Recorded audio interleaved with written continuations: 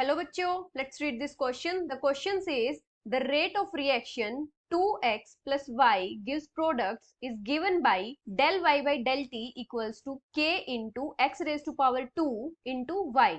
If x is present in large excess, the order of the reaction is, and the options are 0, 2, 1 and 3. तो यहाँ पे हमारा की concept क्या होगा? हमारी किसी भी रिएक्शन का ऑर्डर क्या होता है? Order of a reaction. जब भी हम रेट लो एक्सप्रेशन लिखते हैं या फिर हम रेट एक्सप्रेशन लिखते हैं तो उसमें जो रिएक्टेंट की कंसंट्रेशन की जो पावर्स होती हैं उनका सम हमारा ऑर्डर होता है। Sum of powers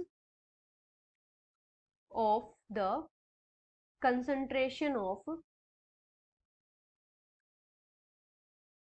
reactants in rate law expression.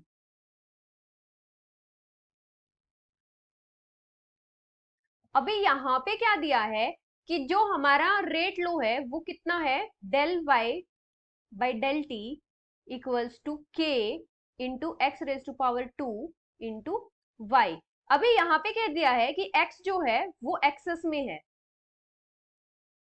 तो इसका क्या मतलब है कि x एक टाइप से हमारा कांस्टेंट है, क्योंकि ये हमारा कितना भी कम हो हमारे रेट पे इफेक्ट नहीं पड़ेगा। इसका मतलब ये लार्ज एक्सेस में है, एक टाइप से कांस्टेंट ही है, इसके कम होने पे रेट के ऊपर कोई इफेक्ट नहीं पड़ेगा।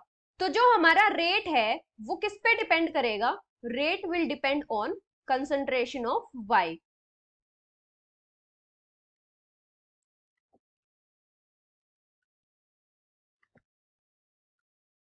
क्योंकि x के कंसंट्रेशन से तो कोई इफेक्ट ही नहीं पड़ रहा है, वो कितनी भी कम हो उससे इफेक्ट पड़ेगा ही नहीं क्योंकि वो लार्ज एक्सेस में है।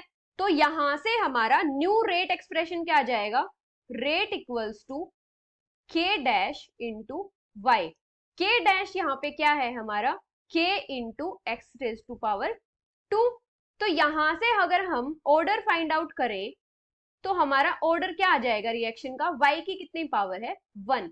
तो यहां से अगर हम देखें तो y की टर्म में हमारा ऑर्डर 1 है, तो हमारी रिएक्शन का ऑर्डर कितना हो जाएगा? 1। So the final answer is 1, which is option C. Hope you understood it well. Best of luck.